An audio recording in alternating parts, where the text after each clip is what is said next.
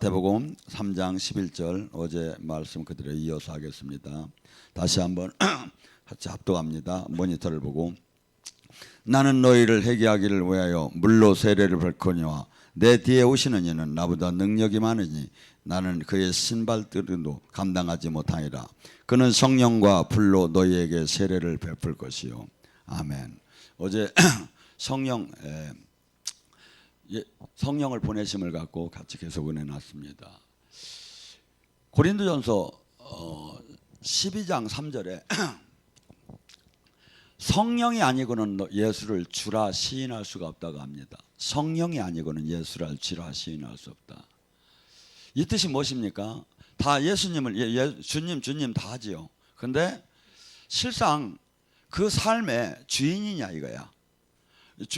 주님 하면 나의 주인이라고, 주군 아니면 왕, 나의 통치자라는 건데, 나의 삶 속에서 진짜 그분이 나의 왕이고 나의 주인이냐 이거죠.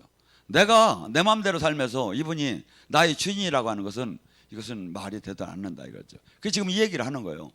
성령이 방언을 조금 받고 성령이 지금 조금 받아서는 이게 되는 게 아니라 충만함을 세례식으로 받았을 때 예수님이 우리의 예수가 나의 주님이라고 그 성령 충만함을 받은 사람만이 할 수 있는 거지, 일반 사람들이 그는 예수님은 4대 성인에 들어가는 것이고 예수님은 그냥 한 역사의 한 인물에 들어가는 거지 창조주 하나님이라고 볼 수가 없고 나의 주인이라고 볼 수가 없다 이거죠. 그래서 예수님을 나의 주인이라고 볼 수 있는 사람들은 누굴까요? 예수님께서 나의 제자가 되려면 너는 이러한 삶을 살으라는 마지막, 마치 알파벳으로 말하면 XYZ 같은 그런 마지막 그 관문인 그 무거운 그 말씀을 실천하는 사람이 예수를 주라고 시인하는 사람이라고 저는 봐요. 거기 뭐라 합니까? 네가 나의 제자가 된다면, 나를 믿는다면 네가 네 부모 형제부터 나를 더 사랑하지 않으면 나의 제자가 될 수 없나 아니에요. 가만히 한번 생각해 봐서요. 여러분, 내가 부모 형제보다 내가 예수님을 진짜 더 사랑하는가? 입으로만 사랑하는가? 아니면 진짜 가슴으로, 행동으로 내가 사랑하는가? 두 번째, 자기 부인을 하지 않는다면 나의 제자가 될 수 없나 아니에요. 예수님이 마지막 나를 주라고 시인할 수가 없다는 거예요. 자기 부인, 이 세상 사람들이 어떻게 모두가 자기 행복을, 자기 로망을, 자기 성공을 위해서 달려가요. 그런데 예수님을 만났기 때문에 내가 할 수 있는 성공도 포기하고, 내가 가질 수 있는 그 꿈도 포기하고, 내가 가질 수 있는 어떠한 물질도 포기하고, 내가 가질 수 있는 그 권력도 포기하고 예수님을 믿는 자체가 자기 부인의 삶이에요. 자기 부인이라는 것. 그러니까 100% 이분이 나의 주인이 안 된다면 내가 그 삶을 살 수가 없지요. 우리는 지금 신약시대에 아니면 구약시대에 놀랍게 하나님의 역사가 나타나는 것을만을 운운하면서 지금 그것이 안 나타난다고, 주님께서는 어떻게 본다면 우리에게 이렇게 얘기하는 거예요. 너도 그런 사드락과 메삭과 아벳노고 같은 믿음을 내놔봐라. 너도 불기둥에 한번 뛰어 들어가 봐라. 죽는 데로 가봐라. 그러면 내가 역사하겠다는 게 하나님의 뜻일지도 몰라요. 그래서 저는 이 시대에 가장, 저부터도 온전하다는 건 절대 아닙니다. 근데 하루하루 싸움입니다. 사실은 나를 부인하고 산다는 삶이 하루하루의 나와의 전쟁이에요. 어떻게 본다면 가장 조롱받는 삶을 살아야 할지도 몰라요. 근데 우리는 계속해서 이 세상 속에서 망각되는 게 있어요. 사실은 잠깐 있다 떠나는데 그것이 잠깐이 절대 아닌 것 같은 거야. 여기서 사는 게 많은 세월 동안에 내 안전을 내가 지켜야 할 것만 같은 거야. 근데 주님은 또 이렇게 얘기를 해요. 네 안전을, 네 식생활을, 네 의식주를 네가 네가 걱정한다고 지켜지는 게 아니라는 거야. 그러면서 날아가는 새를 보라는 거야. 저가 창고도 없고 농사를 짓지 않는데 저가 천부께서 먹이고, 들에 핀 백합화가 그가 길쌈을 하지도 않는데 그 아름다운 솔로몬보다 더 멋진 옷을 입는데 하물며 내가 너를 거느냐? 네가 새보다 낫지 않느냐? 우리는 수없이 하나님 말씀을 들음에도 그것이 믿어지지 않기 때문에 내가 준비를 해야 하고 내가 노력을 해야 하고 내가 긴장을 하니까 내 몸이 병이 나기 시작하는 거예요. 그래서 천국은 어떤 사람이 들어간다? 어린아이 같아요. 어린아이는 그냥 얘기야. 엄마가 이거 사줄게, 이따가 사줄게. 그냥 알아서 사줘. 근데 우리는 하나님이 준다고 하는 거 알면서도 안 주면 또 어떡하나?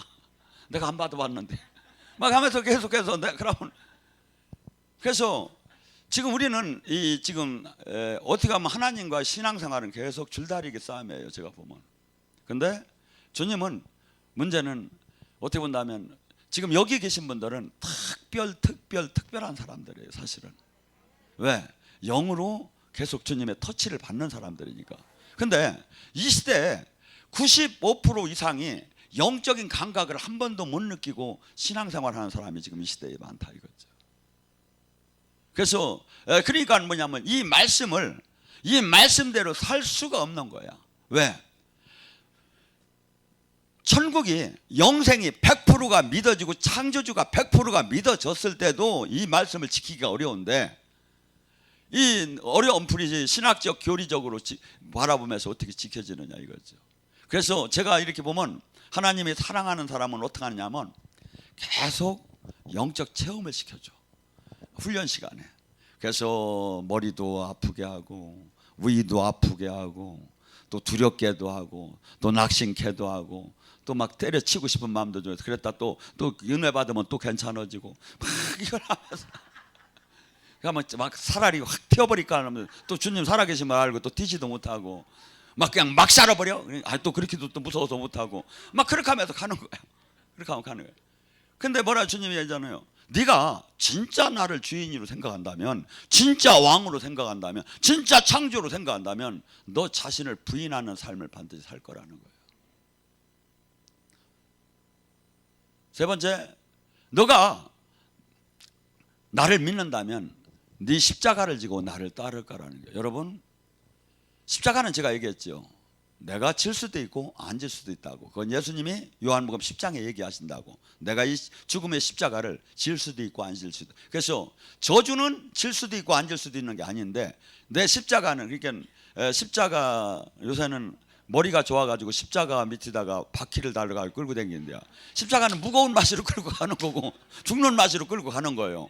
십자가는 뭐냐면 여러분, 이 십자가는 뭐냐면 예수님 때문에 내가 고통을 당하고 조롱을 당하고 멸시를 당하고 아픔을 당하는 게 십자가예요.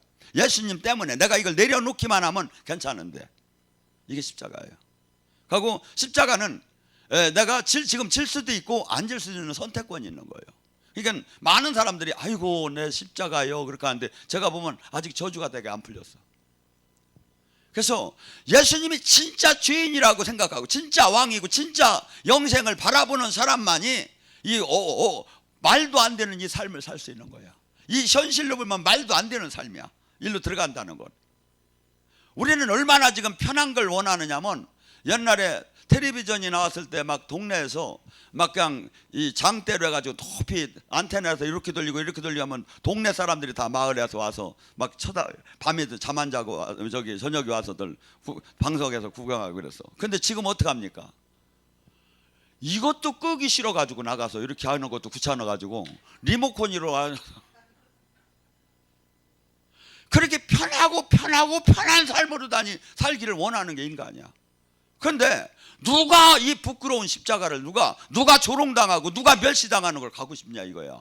바보가 아닌 다음에 어떤 사람이 가죠? 예수님이, 하나님이, 창조주가 영생을 주는 걸 지금도 역시 하는 걸 100% 믿는 사람만이 가는 거예요. 그러니까 전부 다 신학 교리로는 가고 삶에서는 절대 십자가 근처를 안 가는 거예요. 두 번째, 세 번째, 네 번째, 네가 죽고자 하면 살 것이요 살고자 하면 죽. 예수님을 믿는다는 순간부터 우리는 옛사람이 죽었고 나의 운명 록비공처럼 뛰는 것 같아요. 제가 보면 측량이 안 돼요. 솔직한 얘기로 예언을 받음에도 그냥 일반 세상 삶에는 측량이 돼요. 예측이 된다고. 예측의 삶이 되는데 하나님 안에 온전히 들어가면 정말 측량이 안 돼요. 예언을 막 받으면서도 럭비 절대 하나님이 너 내일 모레 절단 나는 걸 절대 안 가르쳐줘. 암만 기도해. 딴 건 잘 가르쳐주면서 그때 한번 당해 보고서니 그때서 왜 주님 일하십니까? 그러면서 우리는 이 삶을 살아나가는데 예수님을 정말 주인이고 이 땅에 소망을 둔 게 아니라 하늘나라에 소망을 둔 사람만이 이 길을 갈 수 있는 거예요. 우리나라에 아마 지식인 현자라고 하는 사람은 이어령 교수 문화체육부 장관 했던 분입니다. 이분이 얼마나 똑똑한 분입니까? 아마 지성이 남은 이어령이라 이렇게 치는 분입니다. 이분이 지식적으로 예수님을 믿을 수가 없지요. 믿을 수가 없지요. 아무리 저기 해도. 근데 미국에 있는 딸이 후두암이 걸린 거야. 목소리도 안 나고 죽어가기 시작하는 거야. 그러니까 이분이 예수님을 믿으면 된다는 소리를 듣고 나서 그때부터 몸부림치며 무릎 꿇고 주님 한 번만 우리 딸을 살려주면 제가 예수님 믿어드리겠습니다. 근데 이것을 마누라를 위해서 그렇게 기도하는 사람은 없지만 딸을 위해서 이렇게 기도 안 하는 사람은 없겠죠. 아니 마누라를 위해서 하는 사람도 있어. 남자 정좋은 사람은. 그러니까 어느 누가 자식을 내 몸 솔직한 얘기로 자식이라는 것은 내 목숨 이상으로 그러면서 이분이 막 몸부림을 치며 하나님한테 한 번만 살려주기만 하면 내가 정말 믿는다고 예수님. 그러더니 그런데 어떻게 하다 진짜 살았어. 그래가지고 주님이 역사를 해가지고 이 사람이 하용주 목사한테 일본에 가서 세례를 받은 거예요. 일본에 가서. 여러분 이 과학 아무리 이 세상의 지식이 저기 하더라도 하나님이 있는 건 여러 가지로 증명이 돼요. 우리나라가 6.25 때 참전국이 우리나라가 어거지로 다니 큰 신이 그것도 누구냐면 이 유엔에 우리나라가 이렇게 등록이 돼가지고 그것도 정말 기적적으로 다니 뭐랄까 안 될 것이 되게끔 하나님이 역사를 해서 됐어요. 그래가지고 6.25 전쟁이 났는데 보니까 이북은 이 나라로 다 인정되지 않는 시대였거든요. 근데 그때 상임 이사국이 몇 군데였습니까? 중국, 소련, 영국, 프랑스, 미국, 5개인가 이렇게 되죠. 한 나라만 이 반대를 해도 이 파병이 안 되는 거예요. 한 나라만. 근데 소련이 이것을 인정을 해주겠느냐 이거야. 중국은 그때 당시 지금 중국이 아니야. 이 장개석 때의 중국이기 때문에 그때는 민주주의를 저기 했기 때문에 그 사람들은 찍어주는데 소련만큼은 절대 안 찍어줬죠. 근데 여러 가지 설이 있어요. 그때 소련 대사가 그날 참석을 안 했는데 여러 가지 설이 있어. 예를 들어서 어떻게 하면 후르시초프가 너 만약에 저기 오늘은 내가 절대 누구도 면담을 안 한다고 해서 무서워서 면담을 못했다는 얘기도 있고 수만 가지 설이 있어요. 어떻건 간에 있을 수가 없는 일이 일어난 거예요.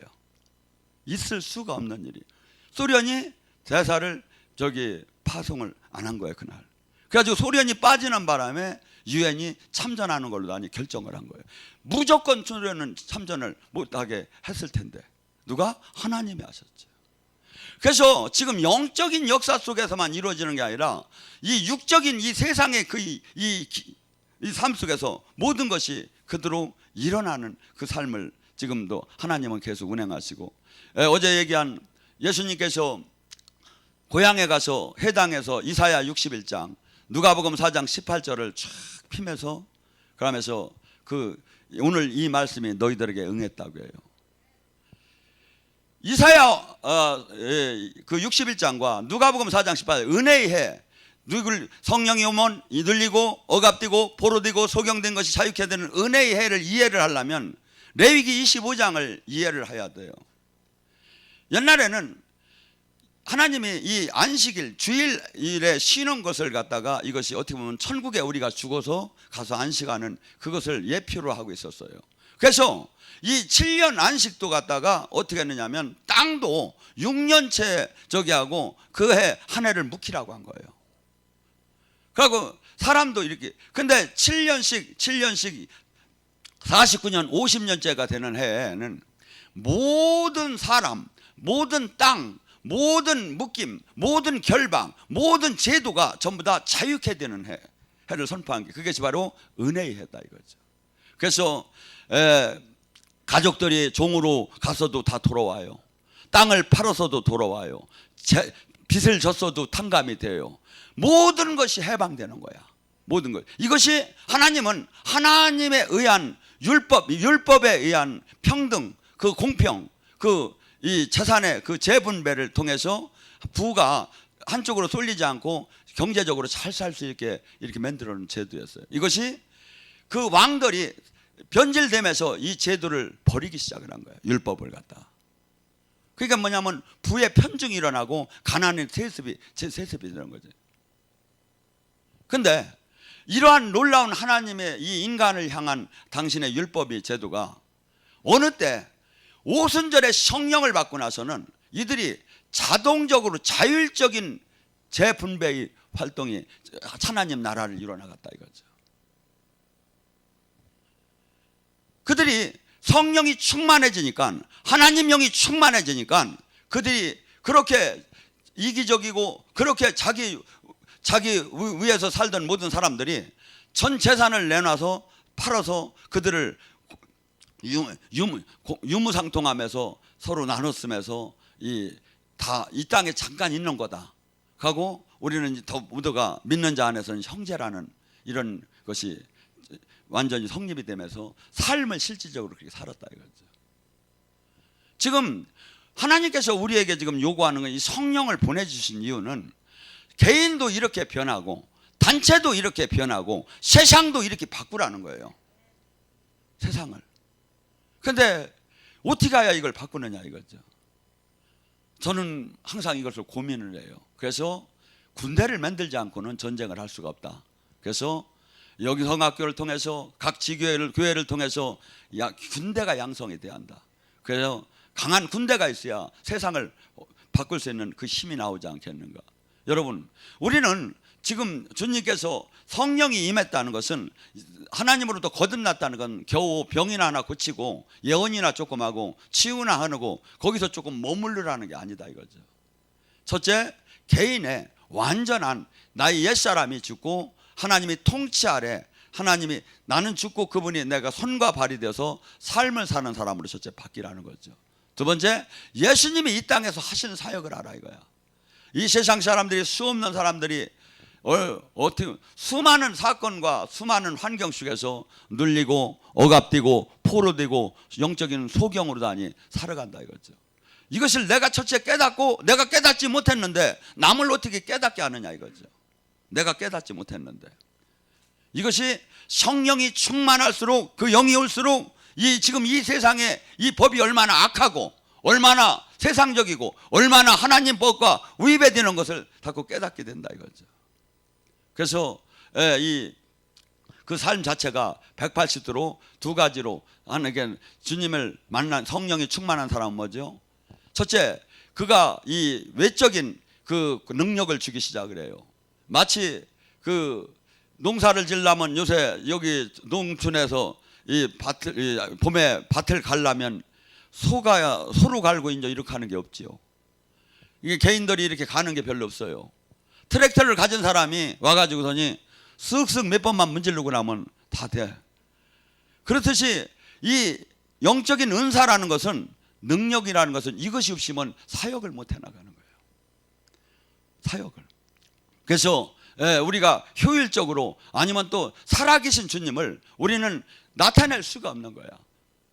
영적인 지체의 은사를 통해서 나타나기 시작하죠.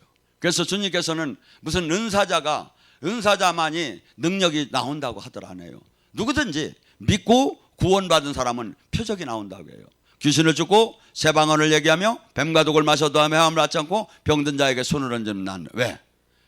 이것이 하나님과 새롭게 거듭나고 하나님과 생명으로 연결되었고 이것이 주님으로부터 구원받았다는 증표가 이렇게 반드시 나온다는 거야. 반드시.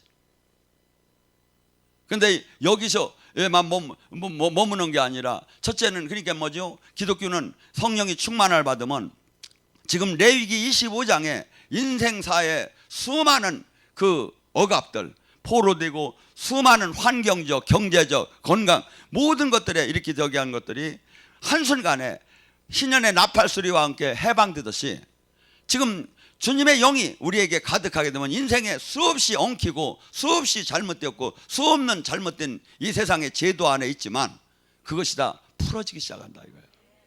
풀어지기 시작한다. 그리고 첫째, 그게 개인의 개벽이 일어나는 거예요. 내가 사상이. 우리는 누구든지 육신적으로 그 허물로 너희는 다 죽었고 욕망적으로 살았던 사람이라는 거예요. 근데 이 복음의 생명이 들어가기 시작하면서 그 내가 옛사람이 죽고 그분이 주인이 되는 순간서부터 달라지기 시작한다 이거죠. 근데 이것이 수없이 이 안에서 영적인 전쟁을 통해서 매일매일 내가 죽어가면서 변화되면서 성장을 하는 거다 이거죠. 그래서 수많은 사람들이, 이게 가장 재수 없는 사람이 누구냐면 죽기 전까지 예수님 잘 믿다가 바로 직전에 예수님 부인하는 사람이다 이거예요. 에스겔 선지자를 통해서 물어봐요. 인자야, 의인이 있었다. 근데 그가 그 의인의 길을 떠나서 악인의 길로 갔다. 그가 구원 받겠느냐? 인자야, 악인이 있었다. 근데 그가 회개하고 의인의 길을 갔다. 그가 구원 받겠느냐? 그래서 신앙은 마지막 주자를 잘 띄한다 이거죠. 근데 마지막 우리가 달려가는 이 길에 수없이 마귀는 덫을 놓고 마지막 우는 사자처럼 믿는 자를 삼키려고 하고 있다 이거죠. 그래서 섰다 하면 넘어질까 조심하라고 하면서 우리는 주님께서 뭐라고 합니까? 이제는 너가 전신갑주를 입으라는 거예요. 섰다 하면 그래서 전신갑주가 무슨 전신갑주냐면 네가 시중에서 사는 전신갑주가 아니라는 거예요. 하나님의 전신갑주를 입어라. 하나님의 전신갑주를 입어라. 제가 오늘은 원래는 이 성경에 나오는 진실로 하는 것을 전부 다 그것만 찾아서 공부를 하려고 했었어요. 이게 여러분이, 저도 앞으로 그렇게 해요. 성경에 나오는 말씀을 외우려면 진실로 나오는 것 뭐냐면, 예수님이 뭐 거짓말로 얘기하실 뿐입니까? 근데 예수님이 진실로 하면 아멘 쉐마 이 저기를 할 때는 그만큼 중요하다는 거죠. 전신갑주를 입을 때 성령이 검이 있어요. 성령이 검이 뭐냐면 말씀이라는 거예요. 말씀. 예를 들어서 내가 두려운 마음이 지금 들어와요. 낙심되는 마음이 들어와요. 그런데 어떻게 물리치합니까? 어떻게 물리치하냐고. 내가 기분 나쁘니까 나가 이놈아. 뭐 이렇게 해도 되고, 뭐 예수님의 이름으로 떠나라고 해도 되지만, 말씀의 검으로 다니. 검이라는 거 뭐냐면 이 공격용이다. 공격용. 검은. 딴 건 전부 다가 이 전신갑주가 방어용이요. 근데 그래서 말씀이 탁탁 공격용 성령의 검이 나올 줄 알아야 한다 이거죠. 디모데후서 1장 7절에 말씀에 기록되었으되 하나님이 주는 마음은 두려워하는 마음이 아니요 능력과 사랑과 절제하는 마음이다. 이 악한 롯이야. 두려움을 주는 악한 롯이 떠나 너는 가짜야 하면서 저기 할 때 이 마귀가 아이고 얘가 말씀을 잘하네 하고 말씀의 검으로 나에게 막 이 마귀가 막 나와 전쟁을 할 때 떠나지 않으면 뭐라 합니까? 요한일서 3장 8절 말씀에 기록되었으되 예수님이 이 땅에 온 건 마귀 너를 멸하러 왔어. 내가 약한 롯이 결박 하면서 하면 그냥 떠나라고 하는 거, 막연하게 하는 것보다 마귀가 이분은 말씀을 잘하네. 말씀의 검이야. 그래서 내가 떨릴 때 내가 막 두려운 마음이 막 드는 거예요. 그러면 막 계속 이것이 항상 기뻐하라, 쉬지 말고 기도하라, 범사에 감사, 이것이 잘 되면 뭐하러 그걸 하려고요. 안 되니까 막 선포를 해야 하는 거예요. 안 되니까 우리는 육적으로 안 되게 돼 있어요. 근데 이것을 계속해서 선포를 할 때, 하고 믿고 선포를 할 때 그 영이 그 의심하는 영을 밀어주기 시작을 하는 거예요. 그래서 주님께서는 마태복음 11장 28절 쉬운 말 같지만 너희는 수고하고 무거운 짐을 다 나에게 갖고 와라. 수없이 부흥 강사들이 하는 얘기일 거예요. 오늘 여러분들 그거하고 무거운 짐을 여기다 내려놓고 가세요. 갈 때 또 지고 가지 마세요. 지고 가지 마세요. 수없이 부흥 강사들이 얘기하는 거예요. 근데 아주 여지없이 또 다 챙겨가지고 지고 가는 거예요. 그러니까 어떻게 해야죠? 내가 지금 수고하고 무거운 짐이 닿고 지금 내가 지금 이 마음이 계속 들어오는 걸 어떻게 해야죠? 선포를 닦고 해야 한다. 선포를 떠날지어다 나에게 두렵고 낙심되고 좌절되고 불안케 하는 마음 결박 너는 악한 원수야. 결박. 주님께서 말씀했어. 주님은 항상 기뻐하라 쉬지 말고 기도 범세 감사 하다 보면 어느새 이게 없어지기 시작해요. 여러분이 영적 전쟁을 자꾸 해봐야 이게. 와서 자꾸 나들 안수해달라고 하지 말고 이 성경의 원리를 갖고서니 이용하면서 전쟁을 해나가야 한다. 그래서 여러분이 한 고지를 이겨나가 봐요. 다음서부터는 자신이 쓰기 시작을 해요. 자신이 쓰기를. 성령께서 오시면 또 왜 왔습니까? 요한복음 16장 7절서부터 11절에 뭐랍니까? 그분이 오시면 지혜에 대해서 의에 대해서 심판에 대해서 책망하시리라. 여러분 성령 충만한 사람이 왜 죄를 안 지려고 할까요? 책망을 받고 받아요. 여러분 계시가 계속해서 막 위로의 말씀만 나온다고 생각합니까? 아니에요. 하나님이 책망을 하셔요. 성령님이 너 왜 그래? 너 왜 그렇게 살아? 네가 나를 믿는 사람이야? 인간은 누구나 여기서 욕심을 내고 살고 싶고 자기 이기적으로 살고 싶은 게 항상 있어요. 근데 주님께서 조용히 들려오는 소리가 넌 왜 그러느냐? 네가 나를 믿는다 왜 그러느냐?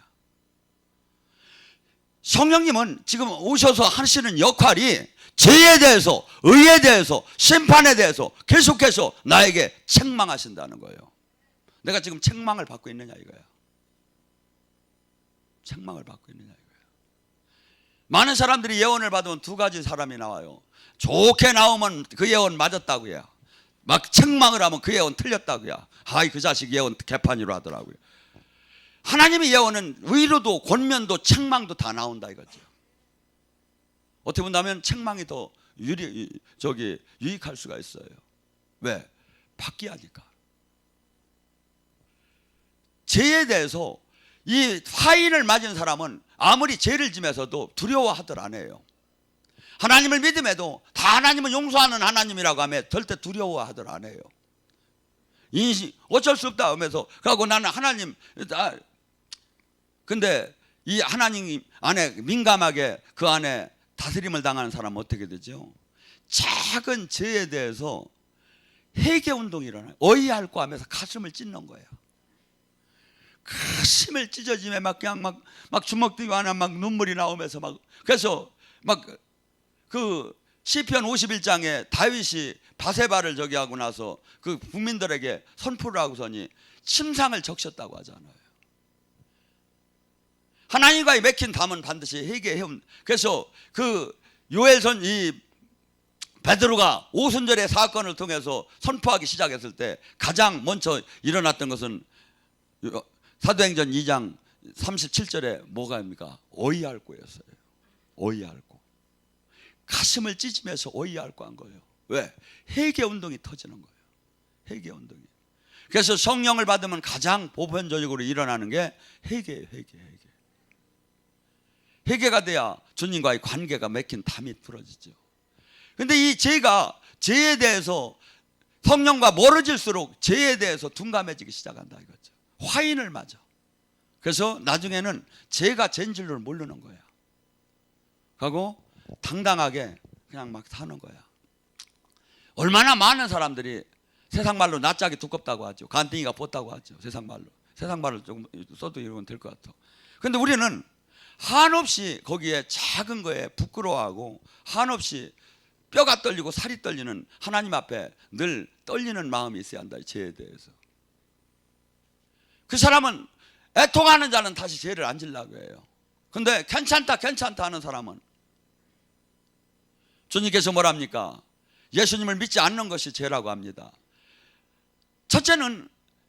예수님의 기본 구원에 받지 못한 사람이 큰 죄겠죠.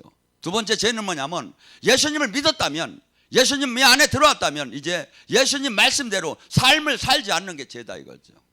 삶을 살지 않는 게 죄다 이거죠. 주님께서는 반드시 우리가 주님과 온전한 생명의 관계가 유지가 되면 반드시 주님의 향기가 나오게 됐다고 해요. 일로 와봐, 내 향기가 나나 맡아봐. 그리스도의 향기가 나오게 됐대요. 썩을 자, 죽을 자는 악취가 나게 됐다는 거예요. 그래서 우리는 사람들 누구를 어디를 나가나 보면, 제가 이번에 대구에서 딱 지나가는데 그러다 머리를 깎으러 갔는데 그 미용사가 그러는 거예요. 저짝으로 아까 지나가셨죠? 그래. 예, 그러니까 제가 여기서 딱 보니까 선교사님이나 목사였어요. 아니 제가 이게 또 안 배고 그냥 이렇게 멀리 이렇게 지나가는데 딱 보니까 선교사님이나 목사였다는 거예요. 아 그래요? 거기서 머리를 거기서 깎은 머리야. 그랬더니 뭐라 하냐면 다 깎고 나서 하시는 얘기가, 돈을 주려고 하니까 절대 저는 돈을 안 받습니다. 선교사님이나 목사한테는 절대 제가 섬깁니다. 절대. 그러니까 뭐야? 지나가는데도 선교사 목사로 배한다 이거예요. 그래 안 그래? 그러니까 우리는 뭐죠? 화려한 옷을 입고 뭐 제사장처럼 옷을 입지 않아도 단정해야 하고 바르야 하고, 그것이 인격적으로 느끼는 사람은 풍긴. 그분은 이런 얘기를 하더라고요. 저는요 한참 기도할 때는 손님이 와서 딱 앉으면 이 사람이 예수 믿는 사람 안 믿는 사람을 금방 알았어요. 그런데 지금 둔해졌어요. 그래서 제가 했죠. 그래서 이제부터 와서 은혜 받으세요. 막 그러고서니 나 예언도 해주려고 하는데 손님이 막 몇 명 들어온 거예요. 그래서 지금 다음 일을 밀고 왔는데, 우리는 지금 이 성령이 충만함을 받은 목적, 주님이 주신 목적, 내가 자녀된 목적, 이 목적을 내가 알으면 내가 어떻게 살아야 할 것이 나와요. 근데 우리는 수많은 사람들이 지금 현재 주변에 아무 생명 없는 종교인들과 나와 신앙을 비교하면서 나는 괜찮다고 하는 거예요. 아니에요. 우리는 지금 옆에 사람은 나와 아무 관계가 없고, 내가 그리스도의 심판됐을 때 하나도 나와 관계가 없는 거예요. 주님이 확실하게 얘기해요. 요한복음 12장 48절에 내가 한 말이 그날에 심판하리라. 지금 주님께서 얘기한 이 성경의 이 말씀들이 심판의 기준이 된다 이거야. 너는 그날에 레위기 25장의 그 신년에 대해서 설교를 들었다. 너는 그날에 누가복음 4장 18절에 그 신년에 대한 얘기를 들었다. 너는 어떻게 살고 왔느냐? 열매를 내놔라. 열매를 내놔라. 우리는 내가 준비될수록 주님이 죽음의 날이 기다려지는 것이고, 준비가 안 될수록 죽음의 날이 두렵게 돼 있어요. 이게 제가 보니까. 그래서 주님은 결코 이 땅에 썩을 거에 마음을 뺏기지 말고 영원한 생명에다 마음을 두라는 거예요. 그러면서 지금 우리에게 지금 성령님이 만나주고 치유해주고 계시해주는 이유는 뭐냐면, 여기서 조금 위로가 되라는 게 아니에요. 영원한 그 나라 생명 안에 영원한 그 나라를 유업을 받을 수 있도록 지금서부터 온전케 준비하라는 거예요. 그리고 주신 명령, 지상 명령을 이 땅에서 수행하라는 거예요. 수행하라는 거예요. 그래서 제가 이 말씀이 하나하나 조금씩 깨달아짐에 시간이 없는데 할 일은 왜 이렇게 많은가? 그리고 나 혼자 할 수 있는 게 아니라 내가 이렇게 저기 할 때 여기에 저는 어떻게 본다면 지금 이 사역은 동지를 찾는 삶을 사는 거예요. 동지를 찾아요. 왜? 주님의 뜻을 이 땅에 이루기 위해서. 그래서 여러분들 절대 지금 우리는 방언이나 조그마하고 아니면 그냥 사역이나 조그마한 여기서 머무는 게 아니라 세상을 바꾸라는 거예요. 세상을 바꾸라는 거예요. 첫째, 내가 베끼고, 그 다음에 세상을 바꾸고 나아가서 이 땅을 떠나는 날 그 나라를 유업으로 온전케 받으라는 게 주님의 메시지예요. 그래서 우리 마귀는 우리에게 자꾸 다가와서 메뚜기의 자화상을 줍니다. 너는 괜찮아. 너는 됐어. 너만큼 하는 사람 어디 있어? 이 정도 하면 됐어. 그러면서 나를 갖다 메뚜기로 주저앉아. 근데 모든 사람이, 하나님이 쓴 사람이 뭐 어떻게? 깨달은 자, 나의 정체성을 깨달은 자. 마귀는 수없이 나의 정체성을 깨닫지 못해. 진리 안에서. 주님은 진리 안에서 너가 지금 내가 한 일도 할 것이요 나를 믿는 자는 내가 한 일도 할 것이요 내가 한 일보다 더 큰 일을 하는 것이 네가 해야 할 정체성이라는 거예요. 이 말씀을 받으면 얼마나 할 일이 많습니까? 얼마나 할 일이 많으냐고요. 그래서 저나 여러분이 어떻게 본다면 지금서부터 열심히 뛰어도 할 수 없는 시간, 그렇게 많은 시간이 남은 게 아니죠. 그래서 주님께서는 아마 지금도 그 사람을 이 시대에 지금 찾고 있다고 봐요. 그래서 주변에 영성학교를 하시는 분들은 제가 보면 영성학교를 하면 항상 느끼는 게 그래요. 첫날 다르고 둘째 날 다르고 셋째 날 다르고 넷째 날 다르더라 이거야. 사람들이. 왜? 성령의 기름 부음이 충만할수록 사람의 생각과 마음이 달라지더라 이거죠. 우리는 지금 이 시대에 이 성령을 충만함으로 먹여야 하는데 그것이 갖춰지들 않고 겨우 영성학교에서 조금 그것을 지금 모델로 하고 있다 이거죠. 여기 영성학교 안 한 분은 빨리 하셔요. 내가 그냥 10만 원만 받고 해줄 테니까 빨리야. 네? 마감돼서 그래도 집어넣어버려 그냥. 아니 이게 얼마나 중요한지를 몰라요. 이게 얼마나 중요한지를 몰라. 이 영성학교가 얼마나 중요한지. 그래서 저는 항상 부탁하는데 뭐냐면 영성학교 끝나는 날 그 심령을 유지해야 한다 이거죠. 거기서부터 후퇴하지 않고 앞서 계속 돌파하고 나가야 한다 이거죠. 돌파하고 나간다. 돌파하고. 제가 어저께 송 목사님하고 밥을 먹으면서 나랑 약속 한번 합시다 그랬어요. 무슨 약속이요? 대전이 지금 다 죽었는데 내가 다음서부터 대전을 내가 손을 대려고 합니다. 충주교회와 대전교회가 누가 50명이 빨리 교인을 만드는가 내기합시다. 우리는 수축하는 자야. 죽은 걸 살려야 하는 거예요. 하나님 생명만 있으면 다 죽은 것도 살릴 수 있다는 그 긍지가 있어야 한다 이거예요. 그리고 그 군대를 잡아서 세상을 바꾸는 그 선한 목표가 있어야 한다 이거죠. 나도 모르게 주님 그 얘기가 나온 거예요. 그래서 내가 이렇게 하면 안 되는데 속으로 생각하고 이 짝은 30명 거기는 두세 명밖에 없는데 내가 어쩌자고 이렇게 하는가. 근데 상품은 안 걸었으니까 괜찮아. 상품은 안 걸었어요. 그래서 저나 여러분이 항상 인생을 살아나가며 딱 목표를 정해놓고 선한 목표를 정해놓고 돌파를 하는 거예요. 돌파를. 하나님 보시기 얼마나 아름답습니까? 근데 안 돼요. 이건 안 돼요. 될 리가 없어. 된 적도 없어. 네 믿음대로 될지어다.